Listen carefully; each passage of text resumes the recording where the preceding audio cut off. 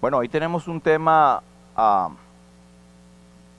que es un poco extraño porque normalmente encontramos en la palabra que el hecho de provocar a Dios siempre o casi siempre está en una connotación, digamos que negativa, que el pueblo o la nación de Israel provocaba siempre a ira a Dios. Pero vamos a ver alguna excepción de este término, provocar. Pero les voy a pedir que por favor leamos, y vamos a hacerlo de pie, este pasaje en Santiago capítulo 1, versículo 16 al 18. El libro de Santiago, en el Nuevo Testamento, capítulo 1 y el versículo 16 al 18.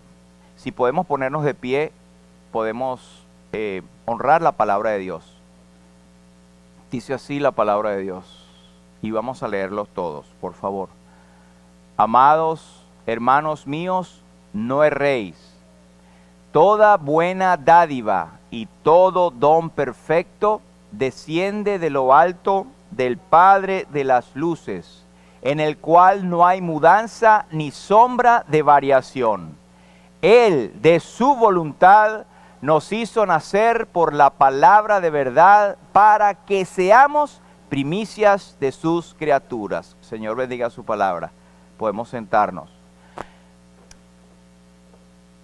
Cuando en el versículo 16 el apóstol habla de no errar, de no fallar el blanco, de no equivocarnos, él está haciendo como especie de un link o una unión con lo que ha venido hablando.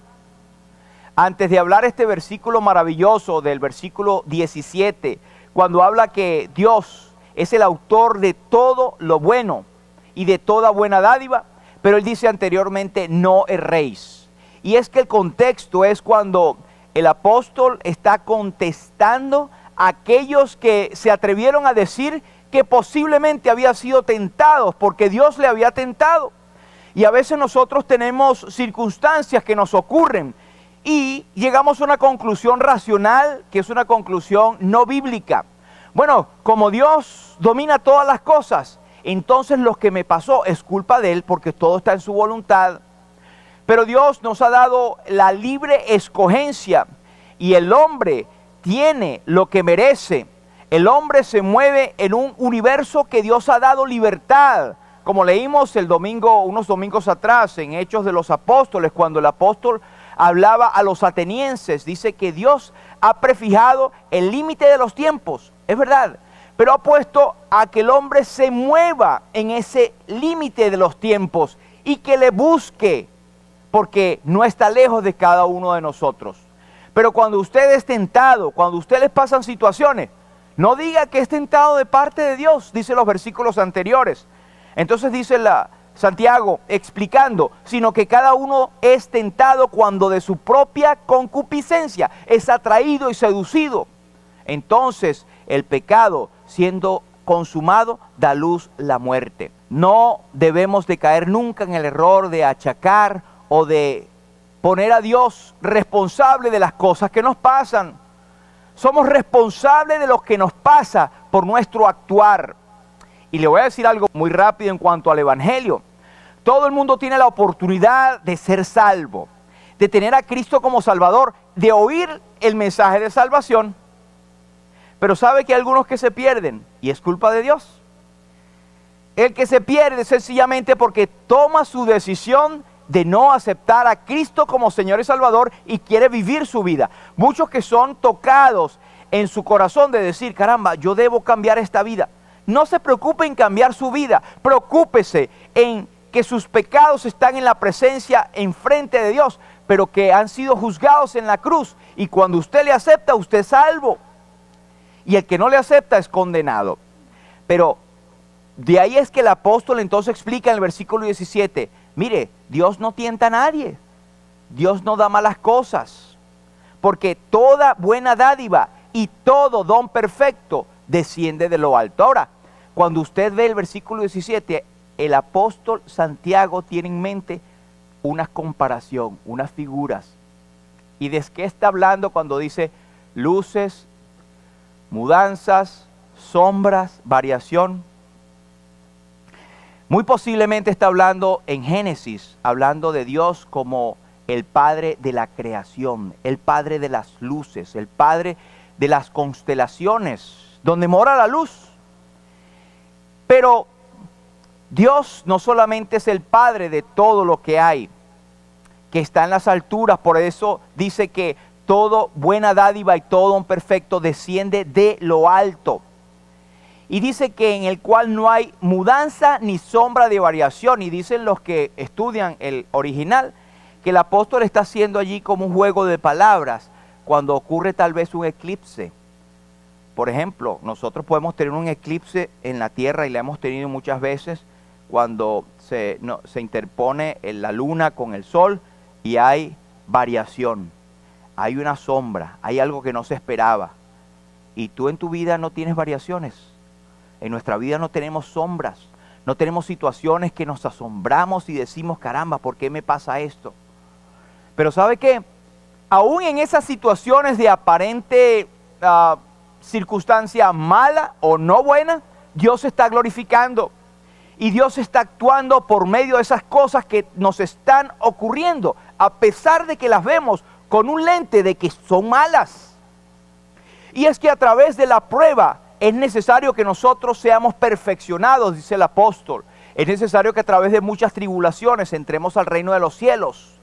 ¿Por qué, hermanos? No es que es un medio de salvación, sino es que es un medio en el cual Dios prueba nuestro carácter. ¿Estás pasando por alguna situación? Algo que no te resultó, algo que tú esperabas que fuera siempre luz y resulta que hay una sombra rara allí. Bueno, eso malo no viene de Dios.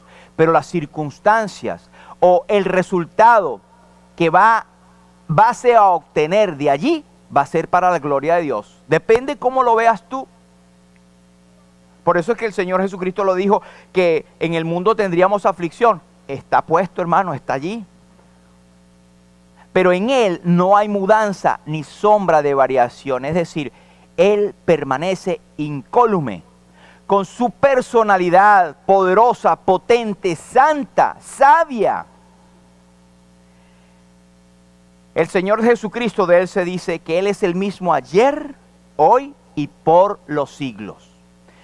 Yo no sé si hay alguien que esté pasando por alguna de estas dificultades, pero estoy seguro que de Dios va a recibir la bendición.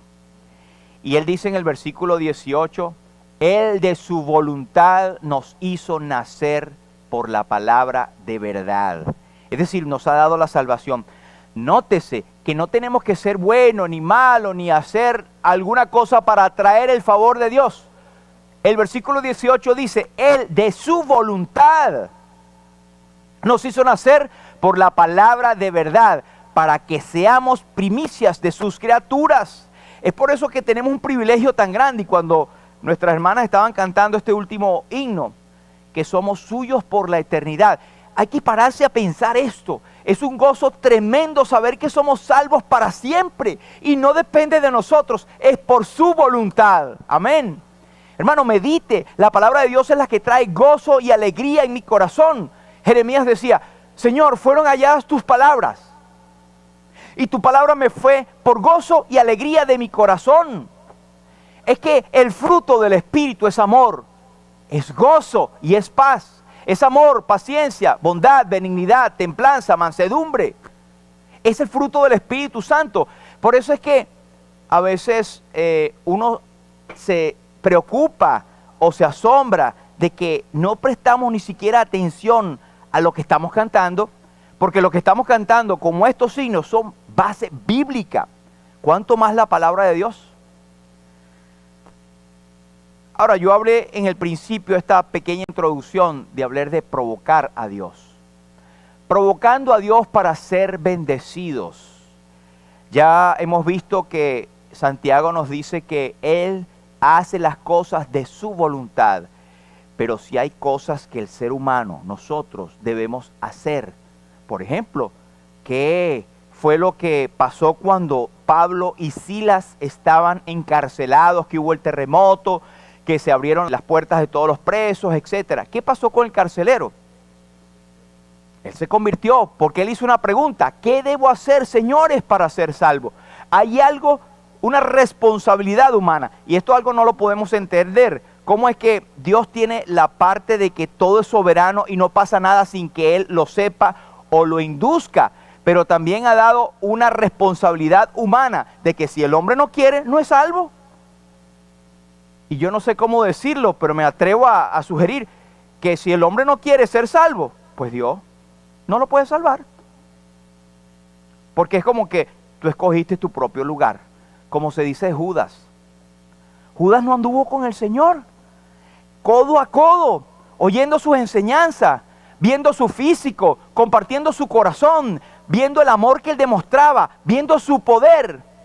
Y ese hombre se rehusó a aceptarle como Señor.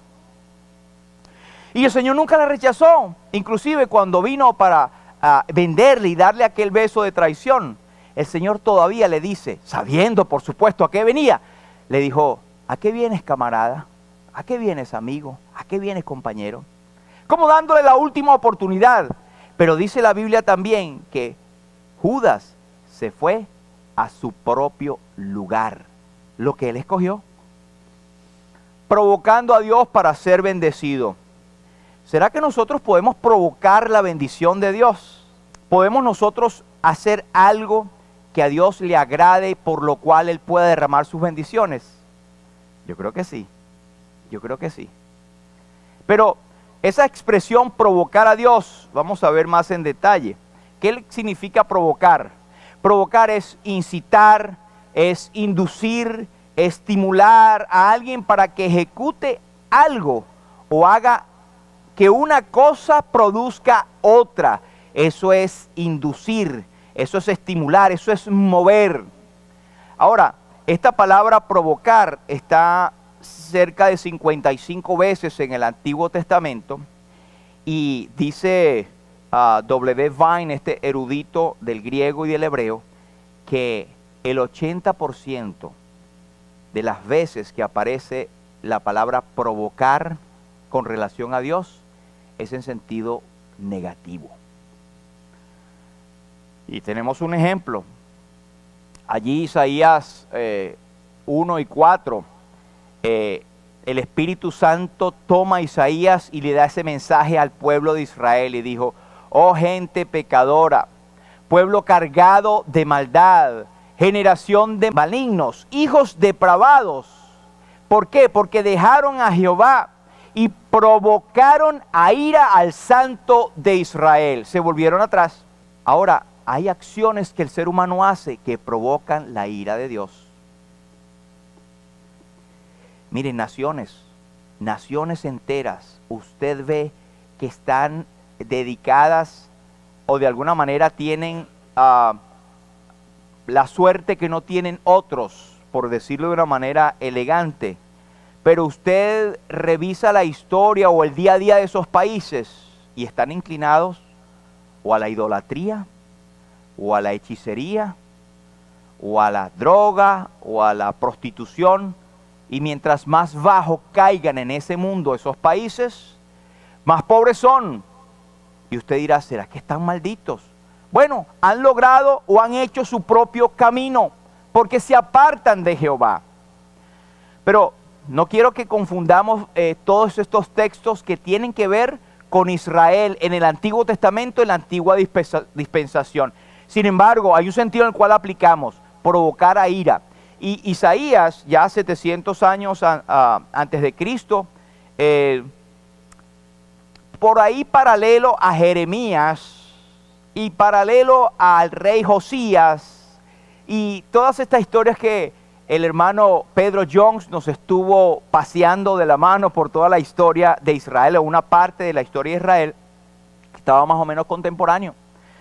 Pero Isaías, dice la tradición, que él fue aserrado por la mitad por uno de estos reyes impíos, posiblemente el padre de Josías, que hizo lo malo ante los ojos de Jehová. Y por eso es que usted lee en Hebreos, aserrados. ¿Ha oído esa palabra? Muchos de los héroes de la fe, pudiese ser, aunque no lo dice la Biblia, pero la historia paralela, secular, habla del aserramiento de Isaías, que era el profeta.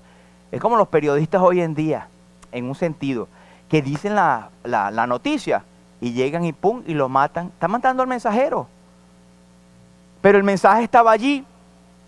Ahora, fíjense un poquito de historia en Segunda de Reyes 21.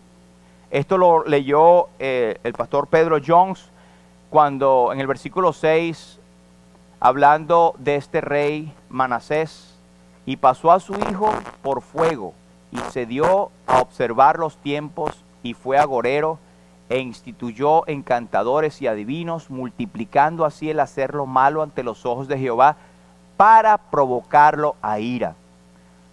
Mano, la hechicería, los agoreros, mirar el tiempo, la brujería, todo eso provoca a ira al Señor. Está allí, la palabra de Dios no cambia. Fíjense lo que dice el versículo 12. Por tanto, así ha dicho Jehová, el Dios de Israel: he aquí yo traigo tal mal sobre Jerusalén y sobre Judá, que el que lo oyere le reteñirán ambos oídos. La paga del pecado es muerte. Versículo 13. Y extenderé sobre Jerusalén el cordel de Samaria y la plomada de la casa de Acab, y limpiaré a Jerusalén como se limpia un plato que se friega y se vuelve boca abajo. Versículo 14. Y desampararé el resto de mi heredad, y lo entregaré en manos de sus enemigos, y serán para presa y despojo de todos sus adversarios. ¿Por qué? Por cuanto han hecho lo malo ante mis ojos y me han provocado a ira, dice Jehová. Antes de seguir, yo quiero que tengamos confianza en este aspecto. Aunque Dios es el mismo ayer, hoy y por los siglos, hay hermanos que se han atrevido a mencionar versículos como este en este tiempo y decir, caramba, por eso es que no hemos sido consumidos. Hermanos, la ira de este Dios poderoso, creador de todas las cosas, fue derramada enteramente en la obra de Cristo, en su persona, en la cruz del Calvario. Un creyente no tiene por qué, por una duda, ni siquiera por un momento, poner en duda el hecho de que ha sido librado para siempre de la ira de Dios. Nunca caiga usted como creyente a decir, caramba, me va a venir la ira de Dios. Usted ya no está sujeto a ira. Dios no nos ha puesto por ira, sino para salvación por medio de Cristo. Ahora, el que no es salvo, ay papá, dice Juan 3, el que cree en el Hijo tiene vida eterna. Pero el que rehúsa creer en el Hijo, el que desobedece al Hijo, no verá la vida, sino que la ira de Dios está sobre él. El inconverso o la persona que usted ve normal, pero que no tiene en su noticia a Cristo como Señor y Salvador, témanle, porque la ira que le viene es aquella que fue puesta en el Calvario en Cristo. Pudiendo ser su sustituto, lo rechaza. Jeremías 1. Vino a mí la palabra de Jehová por segunda vez diciendo, ¿qué ves tú? Y dije, veo una olla que hierve. ¿Se acuerda de eso que lo hablamos también con Pedro Jones?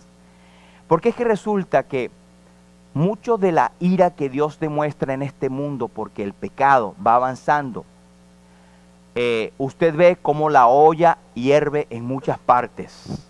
Caramba, ¿por qué ese conflicto? ¿Y por qué esto allá? Inclusive en la familia. Y nosotros usamos ese término, caramba, eso está que hierve. Está dentro de los designios de Dios. Me gusta lo que decía el hermano Jones. Dios es el que pone a hervir la olla y también la quita. Y muchas veces nosotros estamos en la olla. Estamos en la olla, hermanos. Sin embargo, el resultado o el tratamiento no debe ser el mismo que tiene para los que están alrededor. Hubo un señor que ya pertenece a una iglesia, un cristiano comprometido, que antes de ser salvo, él le llamaba la atención el evangelio y escogió a una persona de la iglesia cristiana, evangélica, y dijo, caramba, yo voy a decir esto es verdad. Y el hombre por un año se dio a la tarea de seguirlo, investigarlo, ver sus actividades y su conducta, para ver si lo que él decía o se comportaba en la iglesia era consono con su vida afuera. Ese hombre después del año quedó convencido de que el evangelio es poderoso y de que era verdad. Y él aceptó a Cristo.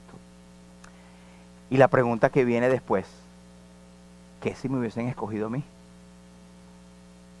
¿Qué hubiese pasado o qué pasaría si alguien decide escogernos a nosotros para ver cómo es el testimonio cuando estamos en la olla hirviendo? ¿Cómo reaccionamos? ¿Cómo hacemos? No nos queda otra cosa, hermanos, que decir: Señor, ten misericordia de mí, ayúdame.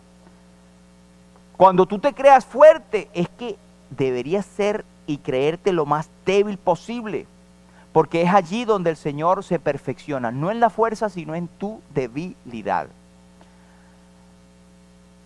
Ahora, en el sentido negativo también en el Nuevo Testamento tenemos en Romanos 2 y 5, el apóstol habla en una disertación hacia los gentiles, inclusive a judíos, y él dice: pero es que es por tu dureza y por tu corazón no arrepentido que atesoras ira para el día de la ira y de la revelación del justo juicio de Dios. Es decir, que hay un juicio que viene y que lo predicamos y está en las Escrituras. El juicio y el infierno están en esta tierra. Eso es falso. Dice la Biblia que hay un más allá y está establecido para los hombres que mueran una sola vez y después de esto el juicio, donde la ira de Dios se va a demostrar. Pero, ¿qué es lo que trae la ira de Dios a aquel que muere en sus pecados? Que su corazón no se arrepintió y que permaneció endurecido. Y no es que no entienda la verdad, sino es que es necio y continúa o quiere o permanece en ese estilo de vida. ¿Y sabe qué? Aunque no viene la ira de Dios y el juicio de Dios en condenación, para el creyente nos puede a nosotros venir el juicio de Dios en esta tierra. Disciplina se llama. Señor los libre. Pero en 1 Corintios 11 el apóstol habla de los desórdenes en la cena del Señor. Y en una de esas partes él dice: por lo cual hay muchos enfermos y debilitados entre vosotros y otros duermen. No es que estaban durmiendo ahí sabrosito, es que Dios le quitó la vida. Dios puede tener disciplina con nosotros, no para condenación eterna, sino que nos quita de la escena de esta vida. Esto, hermanos, este Dios es el mismo ayer, hoy y siempre. Es el mismo. Juan 3 y 36 hablamos de que el que rehúsa creer no verá la vida, sino que la ira de Dios está sobre él. Pero vamos a ver el sentido benéfico o el sentido positivo acerca de esta expresión provocar a Dios. Y lo tenemos allí en Hebreos 10 y 24. Esta palabra provocar ya en griego es otra, pero es equivalente a la que encontramos en el Antiguo Testamento. Y dice: y considerémonos unos a otros para estimularnos al amor y las buenas obras. ¿Sabe dónde se encuentra esto? ¿En qué contexto? No es tanto de la familia, no es tanto individual, es en el contexto de la iglesia, hermanos. Es en el contexto de lumbrera, vamos a ponerlo acá. Nosotros tenemos que ser considerados los unos a los otros y tomarnos en cuenta. ¿Para qué? Para el amor y las buenas obras. Recuerde, usted tiene toda la libertad de las buenas obras, porque nadie le va a venir a decir: ay, usted está haciendo buenas obras para salvarse. No, no, no. Más bien yo la hago es porque ya soy salvo y me gozo en hacer las obras de mi Padre. Pero en la iglesia es que se demuestra esto. En que salimos, en que llamamos, en que proveemos, en que damos de lo nuestro, en que nos envolvemos en la iglesia. Hermanos, esto es un llamado de atención, empezando por mí. En la iglesia, ¿cómo estamos envueltos? ¿Cómo nos estimulamos los unos a los otros? ¿Nos llamamos? ¿Estamos pendientes del uno del otro? Ah, pero es que el pastor no me llama. ¿Cuántas veces ha llamado usted el pastor? Hermano, estimulémonos los unos a los otros, considerémonos unos a otros. Ahora, 2 Corintios 9 y 2, otra expresión de esta provocar. El apóstol Pablo, hablando de de los de Macedonia, si no estoy equivocado, sí decía: pues conozco vuestra buena voluntad, de la cual yo me glorío entre los de Macedonia, que Acaya esté preparada desde el año pasado, y vuestro celo ha estimulado a la mayoría, ha provocado a la mayoría. ¿Y sabe de qué está hablando? En el contexto de ser fieles con sus ofrendas. Esto había provocado o estimulado a otros a ser fieles con el Señor también. Así que hay mucho campo para ser estimulado y provocar al Señor. Entonces ya tenemos el concepto de que Dios puede estar inclinado a bendecirnos cuando tenemos una determinada actitud. Para que el Dios de nuestro Señor Jesucristo, el Padre de gloria, os dé espíritu de sabiduría y de revelación en el conocimiento de Él, alumbrando los ojos de vuestro entendimiento, para que sepáis cuál es la esperanza que Él os ha llamado, y cuáles las riquezas de la gloria de su herencia en los santos, y cuál la supereminente grandeza de su poder para con nosotros los que creemos, según la operación del poder de su fuerza, la cual operó en Cristo, resucitándole entre los muertos y sentándole a su diestra en los lugares celestiales. Quiero que vea las expresiones o las palabras que están en rojo. Primero, que está hablando de Dios, el Padre de nuestro Señor Jesucristo. Él nos da, versículo 17. El versículo 18, Él nos alumbra. Versículo 18, Él nos llama. Versículo 18, Él nos da su herencia con los santos. Versículo 19, todo es a través de su poder. Versículo 19, según la operación del poder de su fuerza.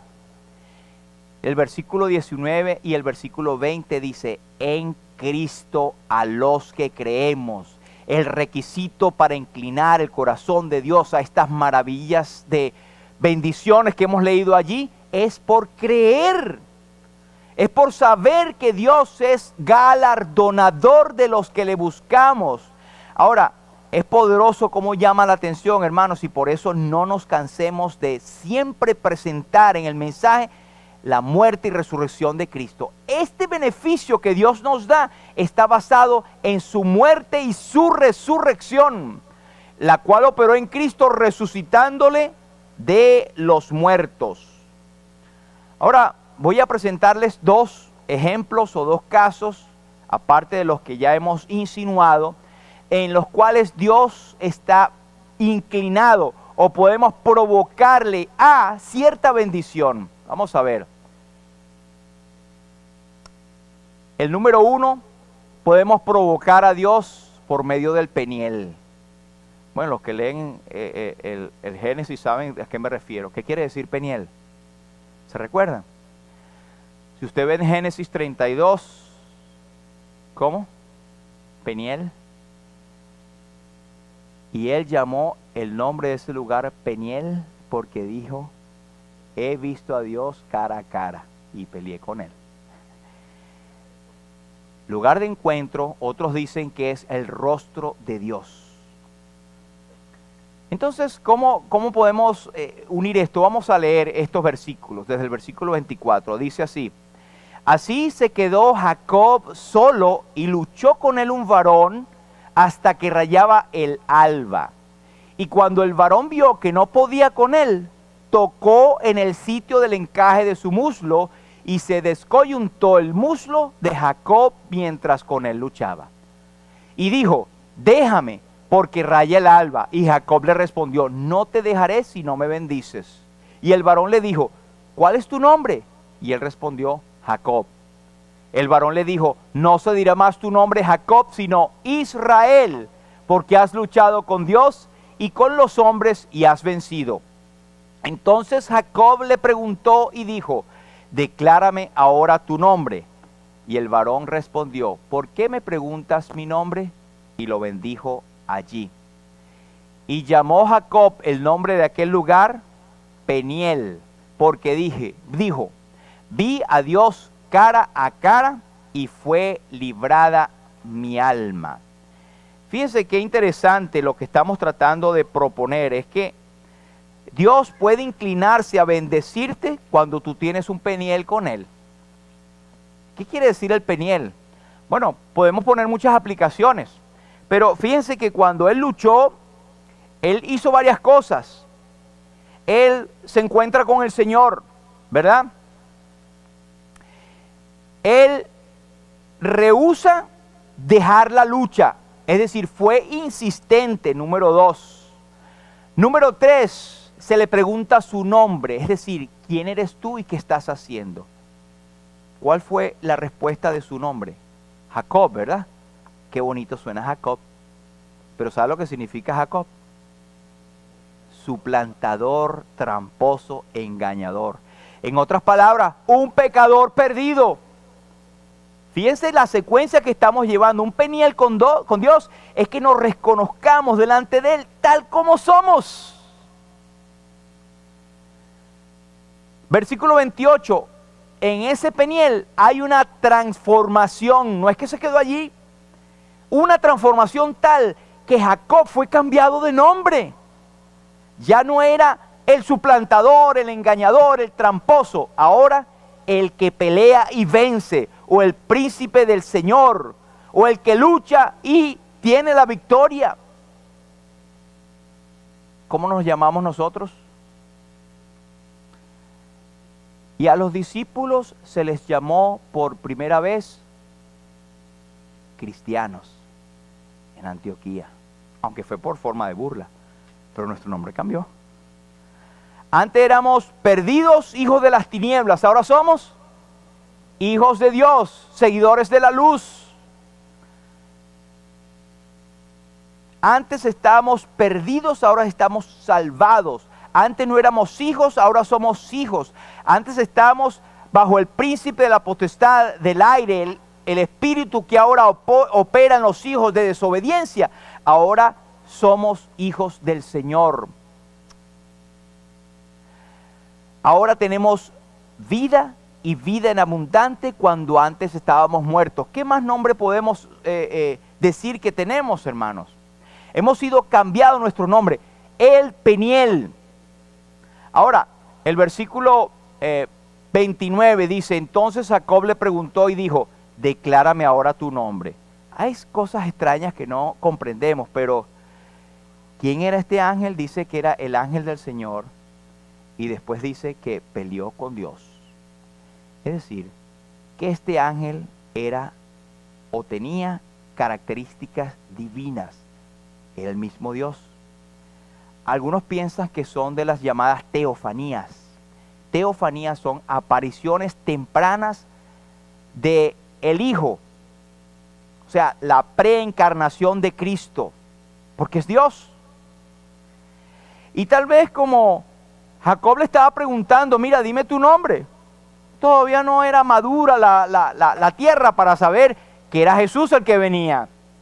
En otras palabras, podemos decir que es el encuentro personal con Dios a través de Jesucristo. Ahora, hermano, esto nos habla de la salvación. Y recuerde, estamos en el tema, Dios está inclinado a bendecir a aquel que tiene un peniel con Él, que tiene un encuentro personal con Dios. Por eso es que nosotros decimos, caramba, fulanito tiene a Cristo o conoció a Cristo como su Salvador personal.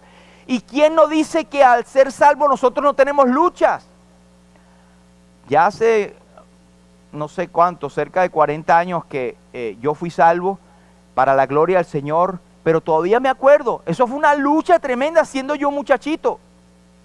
Porque si usted saca la cuenta, 40 años, bueno, soy todavía muchachito.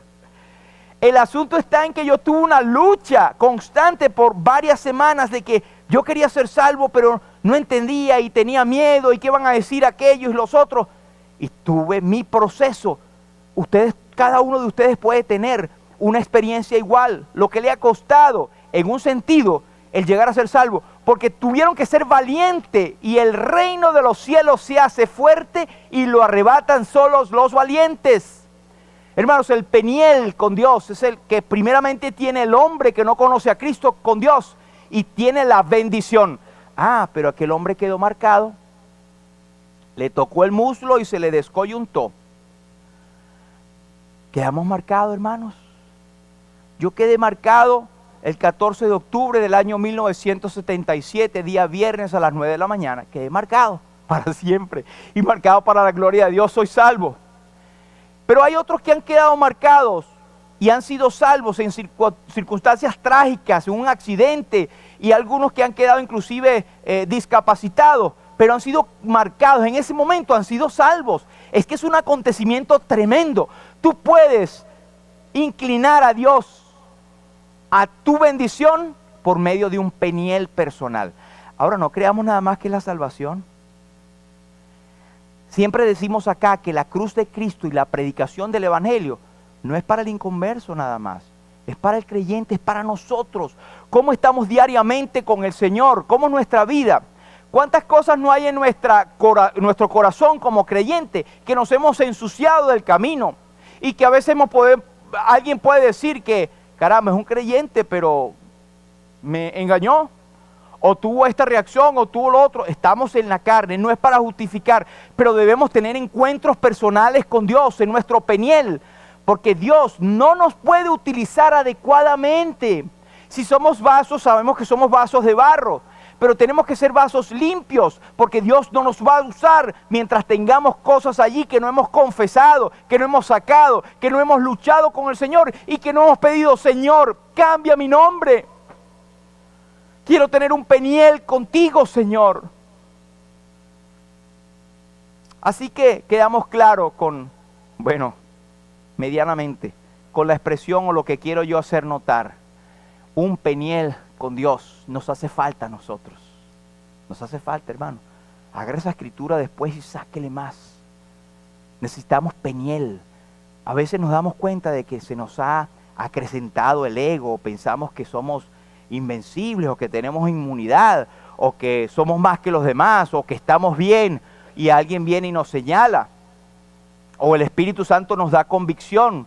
Examinaos a vosotros mismos. La Biblia misma nos da la capacidad. Examínate.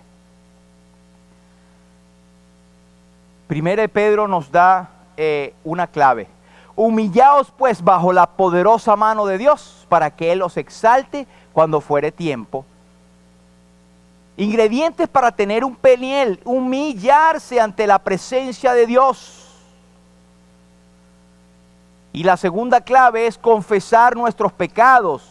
Él es fiel y justo para perdonarnos y limpiarnos de nuestra maldad. Y si es necesario confesar o pedir perdón a otros, pidamos. ¿Por qué nos cuesta tanto? Perdón, me equivoqué, disculpa. Pero primero, lo principal es con Dios. Estas son las características para tener un peniel, hermano. Examinarnos constantemente y ir al rostro de Dios. ¿Cuándo fue tu último peniel? ¿Cuándo fue mi último peniel?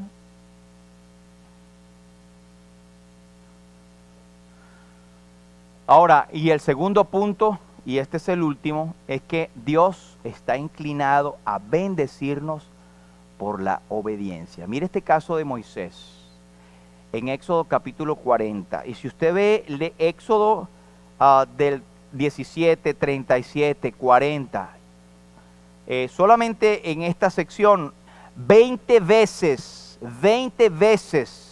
cuando Dios está dando la instrucción a Moisés acerca del tabernáculo, que se dice que Moisés hizo como Jehová había mandado a Moisés. Ahora, no es por casualidad que el Espíritu Santo hace énfasis, es como Jehová había mandado a Moisés. Dice el versículo 33 de Éxodo 40. Finalmente erigió el atrio alrededor del tabernáculo y el altar, y puso la cortina a la entrada del atrio. Así acabó Moisés la obra. La nube sobre el tabernáculo. Entonces, fíjense, cuando él finalmente acaba la obra de acuerdo a lo que Dios había mandado a Moisés, es cuando ocurre esto. Versículo 34. Una nube cubrió el tabernáculo de reunión y la gloria de Jehová llenó el tabernáculo.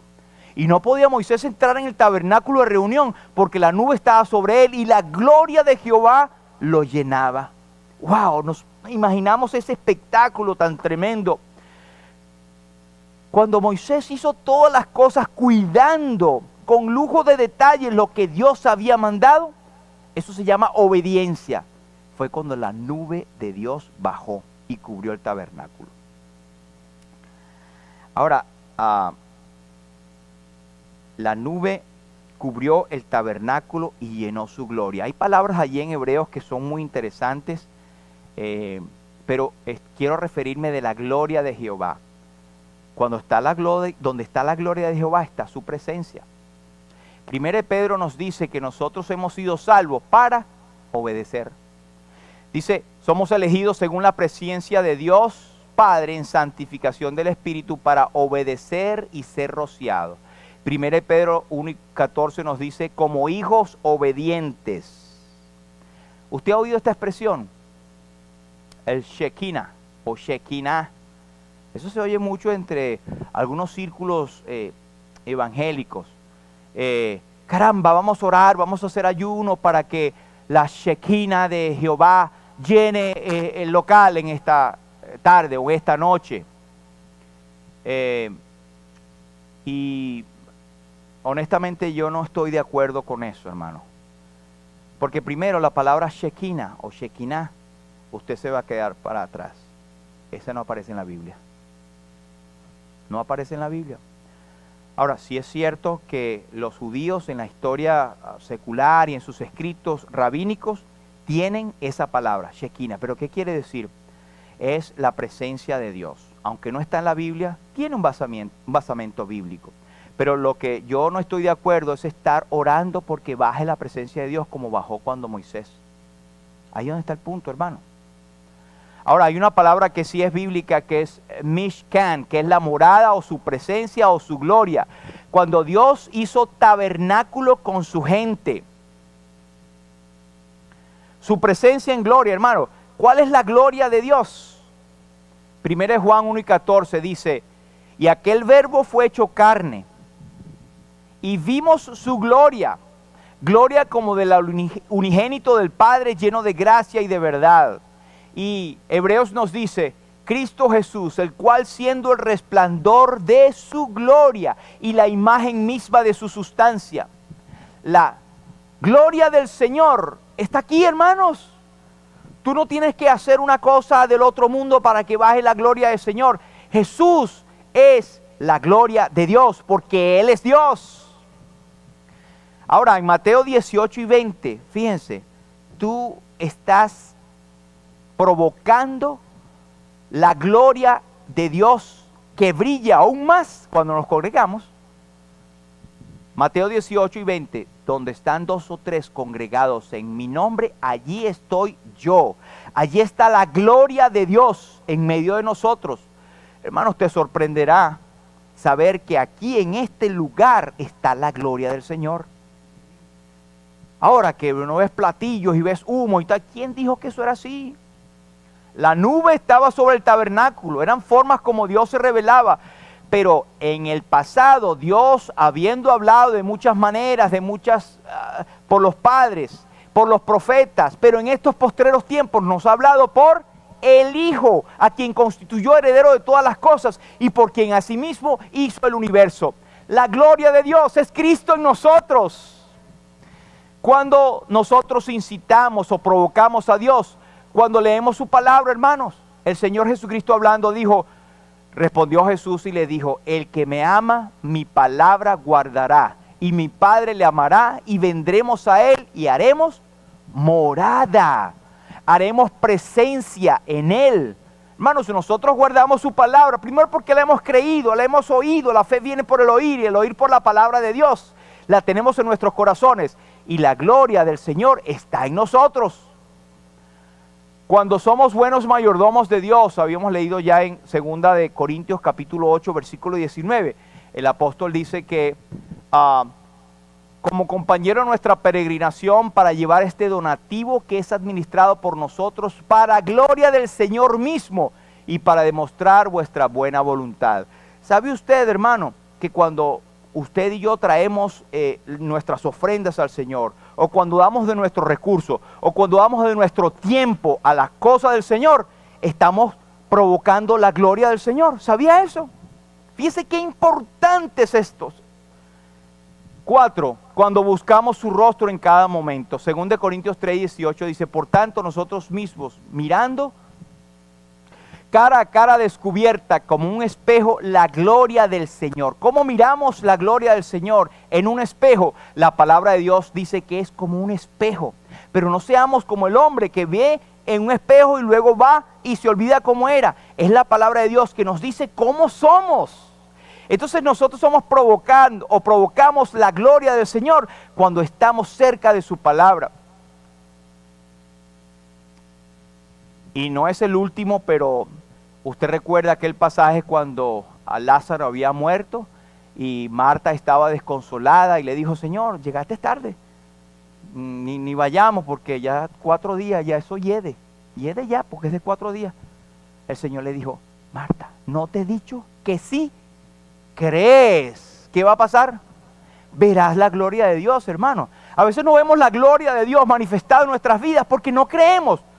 Pero un momentico, hermano, yo soy creyente. No estamos creyendo al Señor y vivimos en tristeza o vivimos en dificultades o vivimos con una cara larga. Hermano, no tiene que ser así. Tenemos la gloria de Dios entre nosotros y nos ha dado la oportunidad, al menos en este sitio, de ejercitar los dones, de reunirnos y congregarnos en el nombre del Señor y de estimularnos los unos a los otros a las buenas obras para ver la gloria del Señor. Hermanos, esto es maravilloso. Esto no lo invento yo.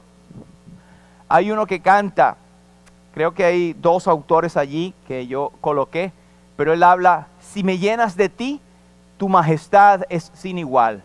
Mi alma clama por ti. No sé qué podría pasar si me muestras tu poder, pero el riesgo correré. Muéstrame tu gloria y jamás seré igual. Muéstrame tu gloria.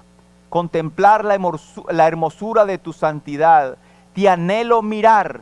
Quieto estaré y conoceré tu gloria. Con confianza hoy me acerco a ti. En mi corazón yo deseo a ti. A ti te deseo. Háblame, Señor, y te responderé en humildad. Aquí estoy. Ojalá que estos sencillos versículos que hemos hablado nos estimulen a nosotros a ver la forma de que podemos estimular el corazón de Dios.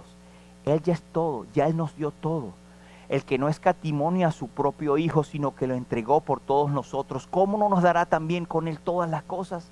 Así que, hermanos, tenemos la gloria de Dios en nuestros corazones. Hagámosla brillar. Muéstrame tu gloria, Señor. ¿Cómo? Yo tengo que actuar para que el Señor se muestre en nuestras vidas de una manera particular. Vamos a orar. Padre, en el nombre de Jesús, gracias, Señor, por la gloria que fue revelada a los antiguos, que era como una sombra en la forma que se presentó de lo perfecto que vendría, Señor. Gracias porque ya ha venido Cristo. Él es la gloria tuya, Señor. Es la imagen misma de tu sustancia. Señor, y tu gloria ya está con nosotros, caminó en esta tierra, ahora mora en nuestros corazones por ese Espíritu Santo que nos ha dado.